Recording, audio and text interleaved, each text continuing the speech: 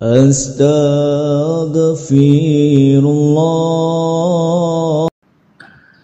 Bismillahirrahmanirrahim. Assalamualaikum warahmatullahi wabarakatuh.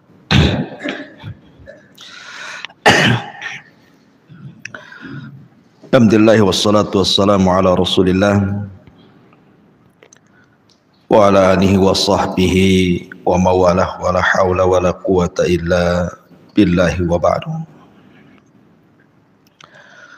Alhamdulillah, di subuh kali ini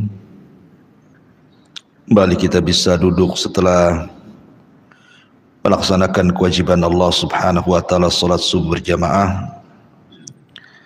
Kembali insyaallah kita akan hidupkan kembali kajian Senin pagi di Masjid Nidaul Ilmi,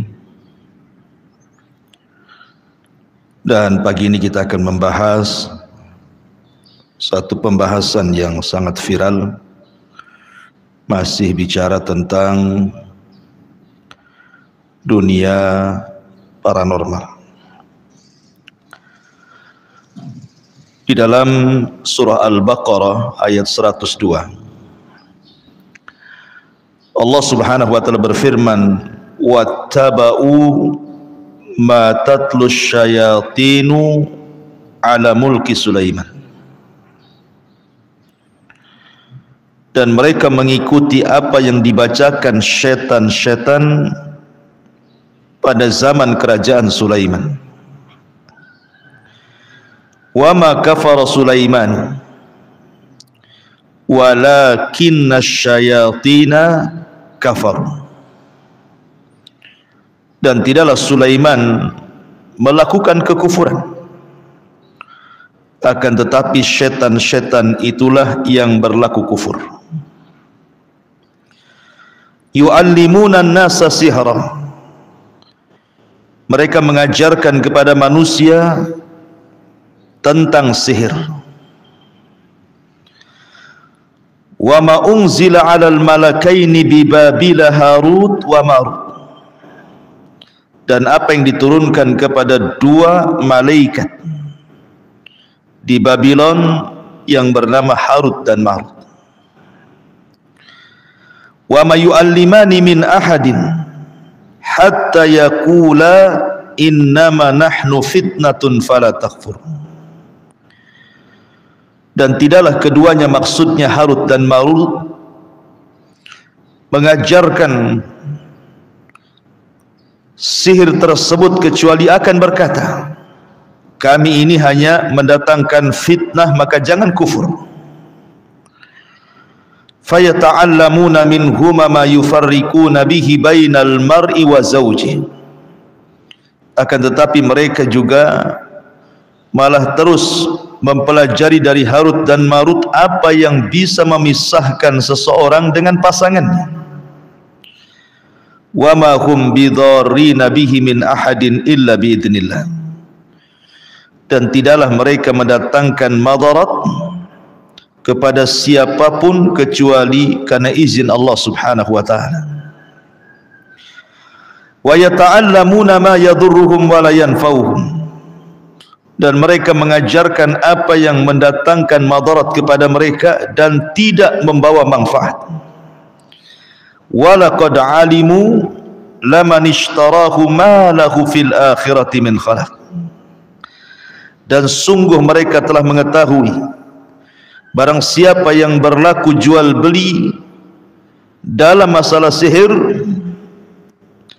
ma lahu fil akhirati min khalaq, tidak ada bagian baginya kelak di akhirat. Wala bi'sa ma syarau bihi anfusahum, dan amat buruk apa yang mereka jual belikan, lau kanu ya'lamun, seandainya mereka mengetahuinya.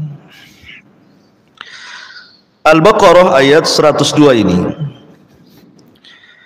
dari asbab nuzulnya adalah ada dua perkara yang sangat masyhur yang disebutkan para ulama tafsir. Asbab nuzul yang pertama, ketika orang-orang Yahudi Madinah dari kalangan Bani Quraidah kemudian Bani Qunaiqah dan Bani Nadhir. Sebelum hijrah Nabi SAW, orang Yahudi ini mendengar desas-desus di Mekah, ada orang ngaku Nabi. Tentu dari orang-orang yang safar melakukan perjalanan, orang-orang musyrik Mekah ke Madinah, ke Yathrib. Sehingga orang-orang musyrik Mekah yang safar ke Yathrib ini terkadang menceritakan kondisi Mekah kepada orang-orang Yahudi Madinah, termasuk juga menceritakan tentang kemunculan orang yang ngaku Nabi. Lah di antara mereka ada yang kemudian menceritakan ayat-ayat yang dibacakan Nabi SAW. Lah ketika Nabi SAW kemudian membacakan ayat yang berkenaan dengan Nabi Sulaiman, di mana Al-Quran menetapkan kenabian Sulaiman, maka orang-orang Yahudi tidak terima, karena bagi mereka Sulaiman itu bukan Nabi. Orang-orang Yahudi menganggap sampai hari ini Sulaiman itu bukan Nabi, tapi Sulaiman itu tukang sihir. Karena mukjizat yang diberikan kepada Nabi Sulaiman itu berbeda dengan mukjizat yang diberikan kepada para nabi setelah dan sebelumnya. Dia bisa menundukkan angin, dia bisa menundukkan awan, dia bisa menundukkan binatang, bahkan alam jin sekalipun ditundukkan oleh Sulaiman. Bagi kita kaum muslimin itu mukjizat, tapi orang Yahudi menganggap itu sihir. Sehingga kemudian orang Yahudi tidak terima pernyataan yang mengatakan Sulaiman itu nabi. Mereka mengatakan Sulaiman itu penyihir. Dari sini turun ayat wattaba'u ma tatlus syayatin ala mulki Sulaiman wa ma kafara Sulaimanu walakinna syayatina kafar. Sulaiman itu tidak kafir. Maksudnya Sulaiman tidak mengajarkan sihir, karena sihir itu kekafiran. Maka bahasanya tidaklah Sulaiman berlaku kafir. Artinya Sulaiman tidak berlaku sihir, karena sihir itu kekafiran. Lalu siapa yang mengajarkan sihir itu? Walakinna syayatina kafaru. Setan-setan itu yang mengajarkan sihir, bukan Sulaiman. Ini asbab nuzul yang pertama. Asbab nuzul yang kedua, ketika para pembesar musyrik Arab Quraisy, mereka ingin tatabbu, mencari tahu tentang akhbarun Nabi, kabar tentang kenabian Rasul sallallahu alaihi wasallam. Apakah dia, maksudnya Rasul itu tukang kibul atau memang betul dia seorang nabi? Masalahnya orang-orang musyrik Arab itu kan tidak punya maklumat kenabian sama sekali. Jadi kalau ada orang ngaku nabi ini aneh. Lain dengan orang Yahudi, memang sudah ada maklumat kenabian akan lahir nabi akhir zaman, makanya mereka menanti-nanti. Sehingga kemunculan Nabi SAW di kota Mekah ini menggegerkan penduduk Mekah. Betul ke nabi atau bukan nabi? Maka sebagian pembesar musyrik datang ke Madinah bertanya kepada orang Yahudi, di tempat kami Mekah ada orang ngaku nabi, bagaimana pendapat kami terhadap mereka? Bukankah engkau ahli kitab? Dan dia pun yang ngaku nabi, ngaku diberikan kitab. Akhirnya kemudian orang Yahudi mengatakan, begini saja, kalau seandainya orang yang ngaku nabi di tempatmu ini bisa menjawab soalan, benarkan kenabiannya. Kalau tidak bisa menjawab soalan, dustakan kenabiannya. Lah di antara pertanyaan yang diajarkan orang Yahudi itu macam-macam. Tanya kepada dia soal ruh, tanya kepada dia soal makanan penduduk surga, tanya kepada dia soal Raja Dzulqarnain, tanya kepada dia soal Ashabul Kahfi, tanya kepada dia soal ruh, tanya kepada dia soal sihir. Salah satu pertanyaannya, tanyakan kepada dia soal sihir. Jadi orang-orang Yahudi itu ingin menyamakan ajaran Taurat dengan ajaran yang dibawa oleh Nabi itu. Maksudnya Nabi SAW. Lah salah satu yang ditanyakan, tanya kepada dia, apa itu sihir? Maka ketika orang-orang musyrik Arab berjumpa dengan Rasul, salah satu yang ditanyakan adalah sihir. Apa itu sihir?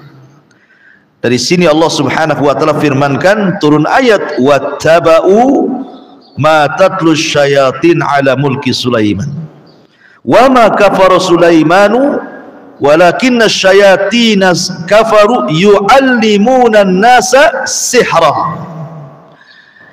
Mereka mengikuti apa yang dibacakan Sulaiman, dibacakan setan-setan di kerajaan Sulaiman, dan tidaklah Sulaiman kafir, setan-setan itulah yang kafir, mereka lah yang mengajarkan manusia tentang sihir. Dan apa yang diturunkan kepada dua malaikat di Babil, Harut dan Marut. Kemudian dijelaskan tentang bahaya sihir.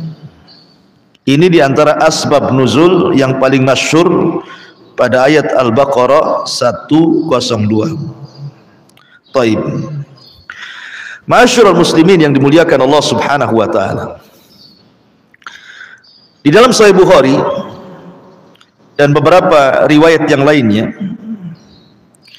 dijelaskan bahwa Nabi SAW bersabda tentang firman Allah Subhanahu wa taala yang diturunkan kepada para malaikat yang ada di langit.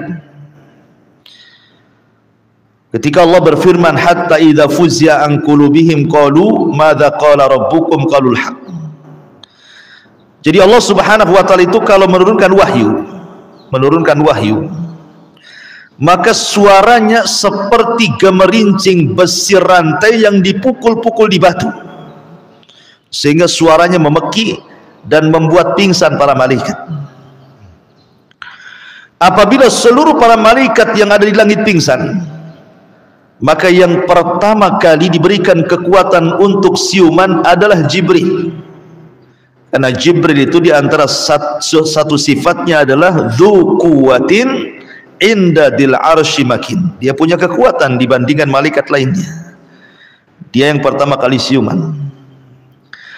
Kemudian Allah Subhanahu wa taala merintahkan kepada Jibril untuk diperintah kepada para malaikat yang ada di bawah sampai ke langit pertama. Karena ingat bahwa fi kulli yaumin huwa fi sya'n. Setiap hari itu Allah punya kesibukan. Di bumi ini Allah punya kesibukan kepada makhluknya.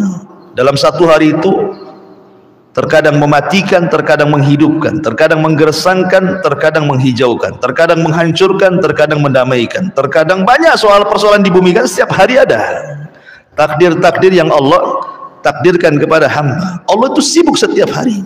Fi kulli yaumin huwa fi sya'n.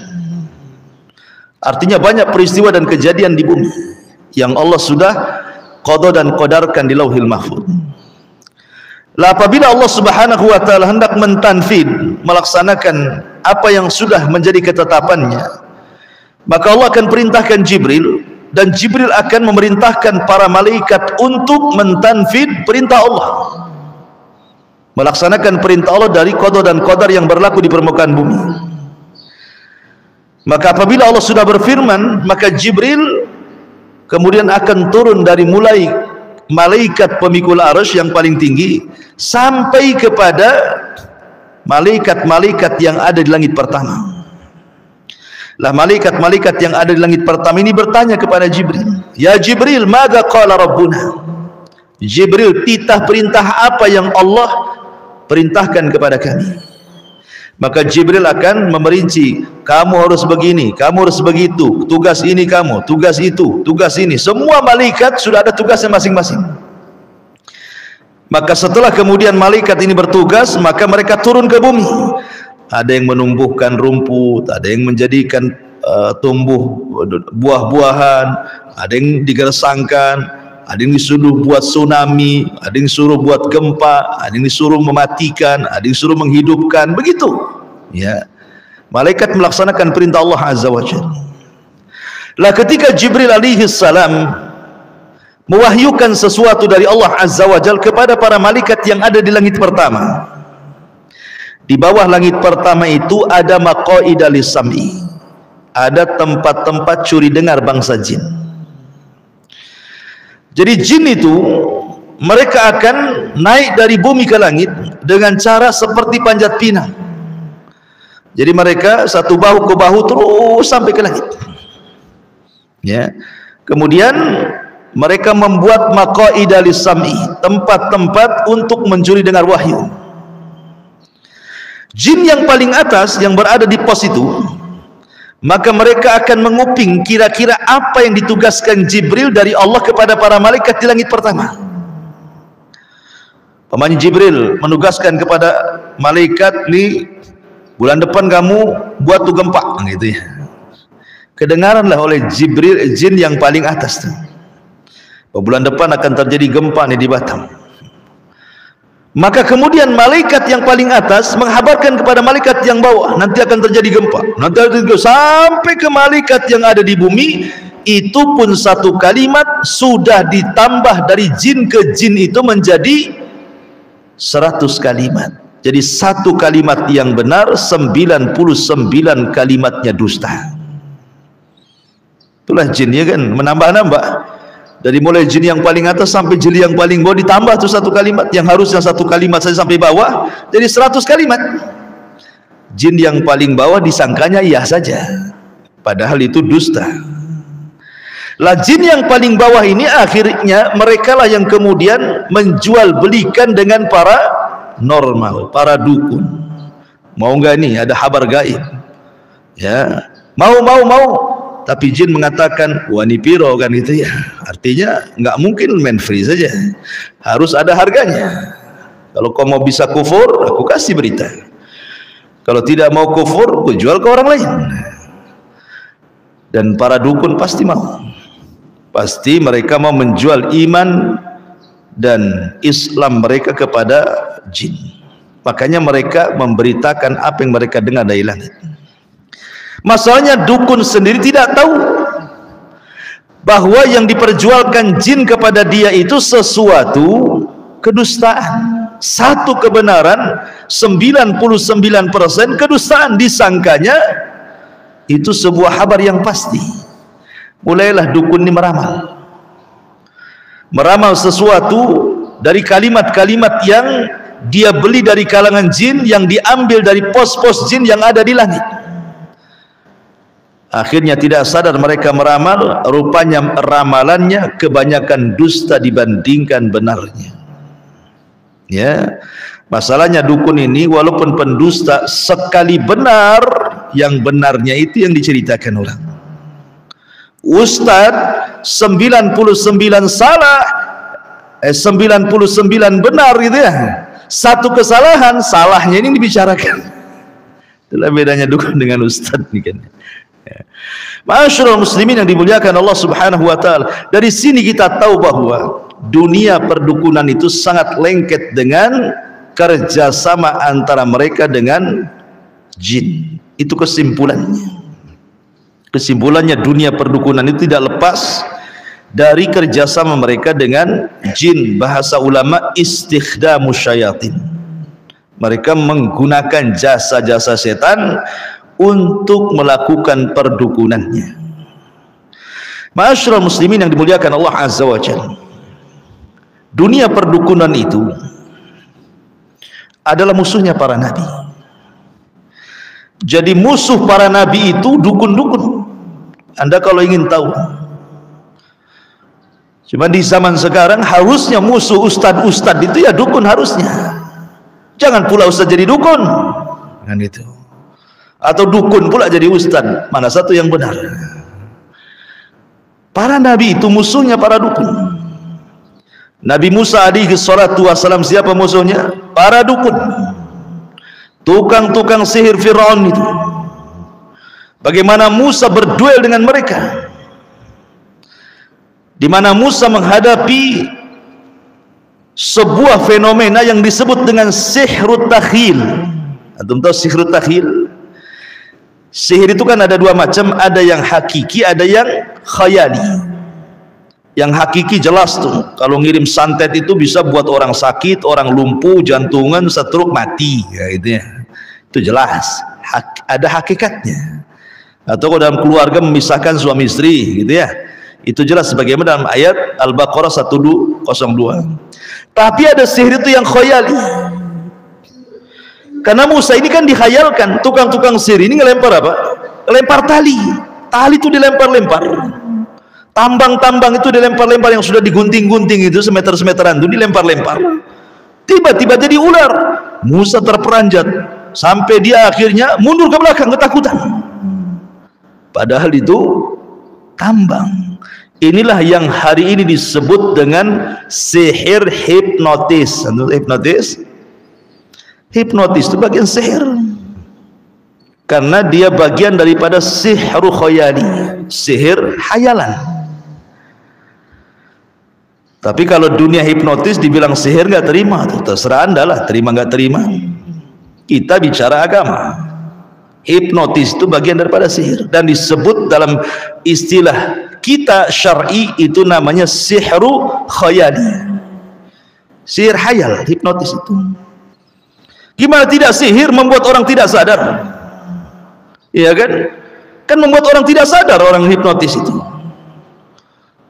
Orang lagi jual beli, ya. Kemudian yang hipnotisnya kan ngerokok, asapnya sampailah ke orang yang jualan itu. Belum bayar dah minta kembali. Kembalinya banget, bayarnya aja belum, terhipnotis dia. Ya. Atau orang yang ke ATM, tiba-tiba ditepuk saja, tepuk gitu kan. Harusnya dia yang ambil duit, orang yang nepuk itu yang ambil duit. Kan nggak sadar kan, orang hipnotis. Terkadang dengan tatapan tuh, ngobrol ditatap, lemes dia. Terus suruh buka kalung, suruh buka anting, semua dibuka dia, dikasih dia. Nah, itu sama dengan dalam Islam itu ada namanya penyakit ain, tatapan mata. Ya kan ada itu penyakit ain tuh. Kalau natap saja jatuh orang itu. Jadi hipnotis itu bagian sihir. Apakah dengan media asap, apakah dengan media tatapan, apakah dengan media tepukan, ataukah dengan media macam-macam lah kan itu ya. Kadang-kadang disuruh melihat benda, kefokusan gitu ya. Kemudian tidak sadar.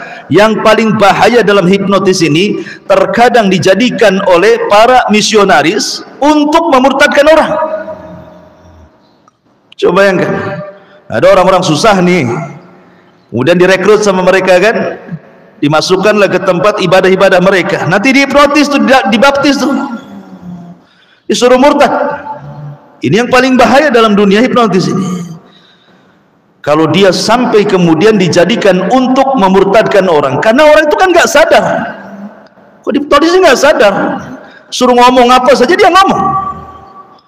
Atau mungkin dibuat ragu-ragu ketika dia terhipnotis itu bahwa Islam itu agama yang kurang bagus, agama yang tidak hak, kemudian bicara tentang ketuhanan. Bisa saja akhirnya ragu-ragu kan saat ketika dia tidak sadar itu. Ini bahaya. Makanya hipnotis ini masuk dalam kategori sihir khayali. Sihir khayali. Cuman masalahnya di negara kita ini untuk melaporkan dukun ini repot karena tidak ada tersentuh pidana masalahnya. Cuma untuk melaporkan dukun ditolak laporannya. Tapi kalau seandainya ada orang bunuh sampai mati, langsung diproses. Padahal dukun bisa membunuh, ya kan? Kenapa nggak ada buktinya? Katanya. Yang bunuhnya jin, nangkap jinnya gimana? Ngelaporkan jinnya itu, bingung polisinya. Ya. Jadi susah sekarang dukun-dukun ini susah disentuh dengan hukum masalahnya, hukum pidana ini. Kalau mencuri jelas langsung diproses. Kali lapor dukun tak ada yang diproses. Susah apa lah buktinya katanya. Apalagi nangkap yang bunuhnya nggak nampak pula katanya. Nggak mungkin lah kita pakai polisi jin gitu ya. Ma'asyiral muslimin yang dimuliakan Allah Azza wa Jalla. Jadi ketika mereka tidak tersentuh dengan hukum pidana, akhirnya mereka merajalela. Nyantai saja mereka nyihir orang gitu ya, nyantet orang, nyakiti orang, melet orang, karena susah untuk pembuktiannya.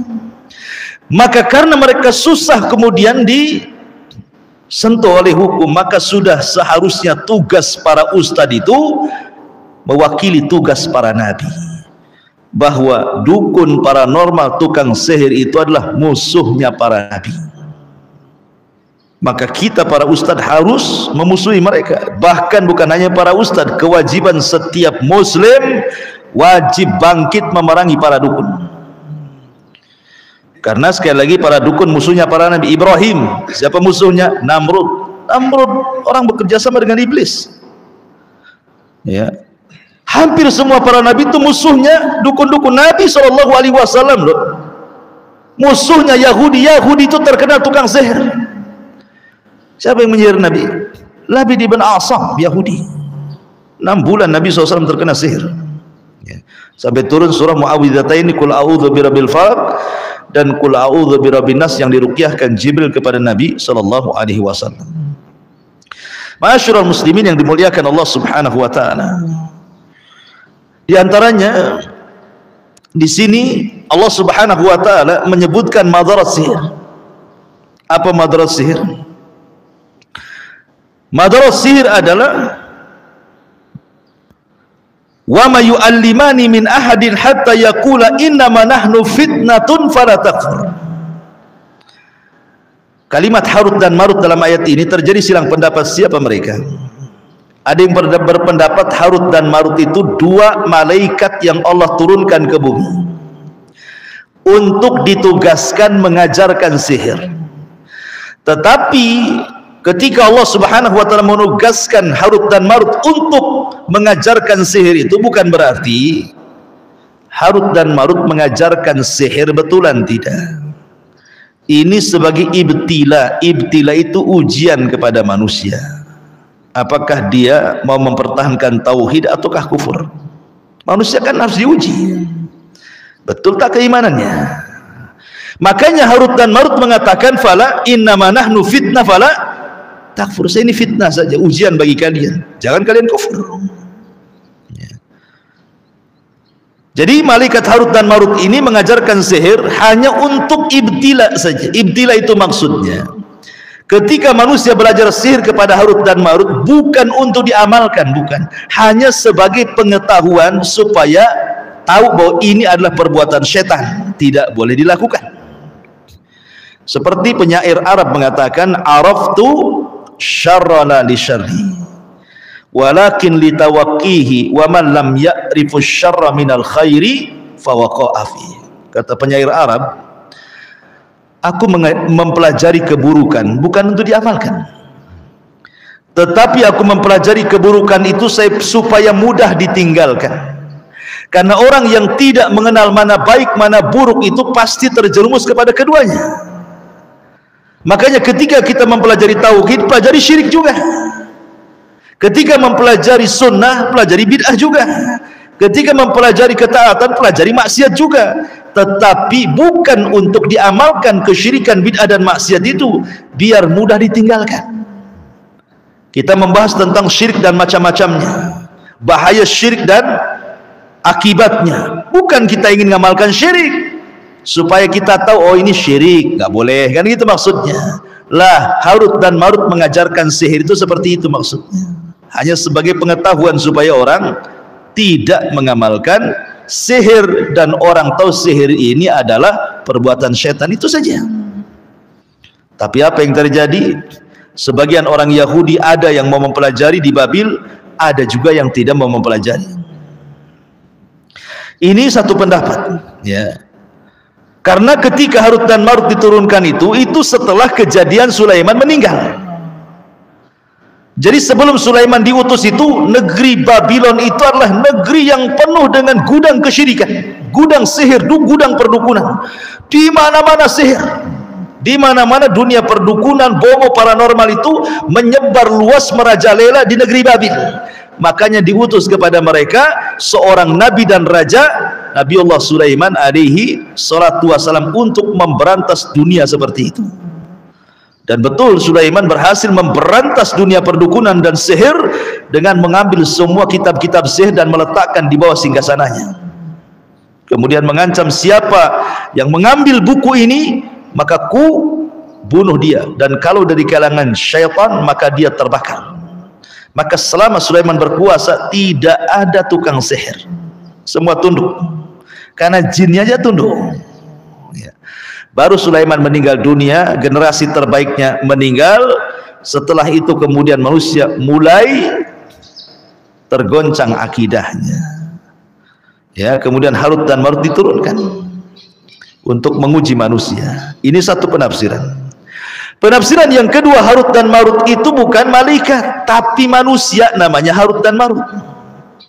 Saking solehnya, maka keduanya disebut malakaini, dua malaikat. Saking solehnya sampai disejajarkan dengan dua malaikat. Jadi ketika kemudian iblis ini mengetahui Sulaiman meninggal dunia, dia ingin mengambil buku-buku sihir yang ada di bawah singgasananya itu, tapi kan tak bisa karena sudah dikutuk. Dan Sulaiman sudah mengatakan siapa yang ambil dan dia kalangan jin pasti terbakar, nggak berani. Akhirnya iblis ini dengan gayanya mencari orang yang bisa mengambil buku itu. Dicarinya Harut dan Marut. Harut Marut itu orang soleh. Kemudian pura-pura mengatakan, Harut ya Marut, maukah kutunjukkan kepadamu tentang kesaktian Sulaiman? Tidak bilang sihir, tentang kesaktian Sulaiman. Kenapa Sulaiman bisa menundukkan angin, bisa menundukkan jin, bisa menundukkan ini itu? Maukah kuhabarkan? Kata Harut dan Marut, kenapa tidak kau saja? Kata iblis, tidak mungkin lah, bagusnya dirimu. Akhirnya ditunjukkan kemana? Ke bawah singgasana Sulaiman. Rupanya isinya kotak sihir semuanya. Dipelajarilah oleh Harut dan Marut. Mereka tidak tahu itu sihir. Kemudian akhirnya manusia banyak yang datang kepada Harut dan Marut. Rupanya Harut dan Marut sudah paham setelah selesai mempelajari kitab-kitab itu bahwa ini kitab sihir. Maka Harut dan Marut mengatakan kepada manusia, saya tidak akan mengajarkan ini kepada kalian karena takut kekufuran. Tapi kalau hanya sekedar pengetahuan saja saya ajarkan. Innama nahnu fitnatun fala takfur. Ini ada juga penafsiran seperti itu. Ya. Ma'asyiral muslimin yang dimuliakan Allah Azza wa Jalla. Tetapi kemudian sebagian orang-orang Yahudi, mereka nekat belajar, kemudian nekat menyebarkan. Akhirnya merekalah orang yang pertama menyebar sihir sejak zaman runtuhnya kerajaan Sulaiman sampai zaman Nabi SAW, bahkan sampai hari ini. Dan itu diikuti oleh kaum muslimin, belajar kepada mereka. Kata Nabi SAW, la tattabi'anna sanana man kana qablakum shibran bi shibrin wa dira'an bi dira'in hatta law dakhalu juhra dhabbin la dakhaltum. Kalian akan mengikuti tata cara umat sebelum kalian, maksudnya Yahudi dan Nasrani, sejengkal demi sejengkal, sehasta demi sehasta, sampai pun kalau mereka masuk ke liang biawak, padang pasir sekalipun, kau ikut di belakangnya. Termasuk ilmu sihir. Bahkan herannya dunia Islam, terutama di negeri kita ini, kebanyakan para pelakunya Muslim, ya kan, bukan Yahudi. Karena Yahudi kan sedikit di negeri kita ini. Kebanyakan orang Islam tuh yang melakukan praktik sihir itu. Cuman repotnya, yang membuat orang terkecoh ini karena para pelakunya tidak seperti dukun tempo dulu. Kalau dukun tempo dulu kan jelas mana dukun mana ustadz.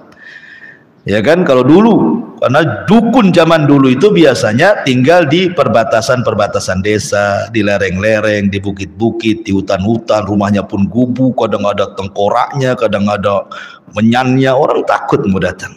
Ya. Sekarang udah nggak laku, jadi dukun udah turun gunung, ya kan? Bahkan lebih penampilannya lebih ustadz dibandingkan ustadz lagi, jubahnya berlapis-lapis, ya kan? Sorbannya sampai terjulur ke tanah kadang-kadang, pakai tongkat wali, ya, pakai tasbih karomah, pakai sholawat, pakai takbir. Kesannya pimpinan pesantren. Disodorkan Quran suruh baca tak bisa baca, disodorkan kitab gundul suruh baca tak bunyi. Tapi kalau mantra paling hafal. Manusia dibodohi dengan istilah mereka kiai-kiai, ustad-ustad yang jebolan luar negeri, yang mereka hafal semua bab-bab agama, tidak bisa melakukan apa yang mereka lakukan. Tidak bisa. Ustadz-ustadz yang sudah S1, S2, dokter, profesor loh, jurusan hadis, jurusan fikih, jurusan apa coba kan, tetap saja ditonjok sakit. Ya, tak ada dia mental-mental yang nonjok tuh, tetap saja ditusuk ya kena, dibakar ya kebakar. Ini orang yang gak jelas mondoknya, baca Quran saja belum pernah dites, macam mana baca kitabnya, ditanya hukum fikih bisa enggaknya ndak jelas, tapi kemampuan karomahnya luar biasa. Luar biasa, dia bisa nonjok orang mental kan ya, ditusuk loh, nggak bisa, sampai dilawan 10 orang mental yang 10 orang itu. Kalau ilmu ini dikuasai para sahabat Nabi, tidak ada perang itu kalah ceritanya. Aneh ya, bagi saya ini aneh, kenapa kok ustadz-ustadz yang ilmunya tinggi-tinggi dalam agama kok tidak bisa melakukan seperti ini? Orang-orang yang kayak gini bisa melakukannya. Persis seperti apa yang dikatakan Imam Syafi'i rahimahullahu ta'ala, idza ra'aita ar-rajula yamshi 'alal ma' wa yatiru fil hawa, kalau engkau melihat ada seseorang yang berpenampilan agama, mampu berjalan di air, mampu terbang di atas langit, maka lihat amalannya. Kata Imam Syafi'i, kalau amalannya mencocoki Al-Quran dan Sunnah berarti wali-wali Allah, kalau tidak berarti wali syaitan. Wali-wali syaitan. Coba bayangkan, kita lihat para kiai-kiai itu ya, di Jawa yang mondoknya lama-lama, punya pesantren gede-gede, adapun karomah-karomahnya yang seperti mereka kan itu ya, bisa dia makan beling, makan paku, makan kawat, semua dimakan. Dimakan dia makan pondasi bangunan, bisa dia makan kebal bacok, kebal bakar, kebal beling, semua kebal. Yang herannya sok tahu yang gaib, sampai ada cerita ada dukun kelahi sama istrinya. Karena kelahi cekcok, istrinya kabur. Sudah 1 bulan baliklah istrinya ini. Kata suaminya, lu dari mana aja? Gua cari tak ketemu katanya. Mak, dukun ini tak tahu yang gaib. Ngapain lah ngomong sama istrinya kayak gitu? Kalau dia tidak tahu yang gaib atau sok tahu yang gaib, tidak perlu dia ngomong gitu sama istrinya kan. Dari mana saja kamu? Ku cari ketemu katanya. Berarti ini dukun abal-abal, dukun cabul. Masyarul muslimin yang dimuliakan Allah Azza wa Jalla. Ya, karena mereka itu hakikatnya tidak tahu yang gaib. Mereka itu para pendusta. Masyarul muslimin yang dimuliakan Allah Azza wa Jalla. Sudah jam 6. Nah, ini diantara faedah daripada surah Al-Baqarah ayat 102. Sampai di sini. Subhanakallahumma bihamdika asyhadu an la ilaha illa anta astaghfiruka wa atubu ilaik. Allahu ta'ala. Assalamualaikum warahmatullahi wabarakatuh.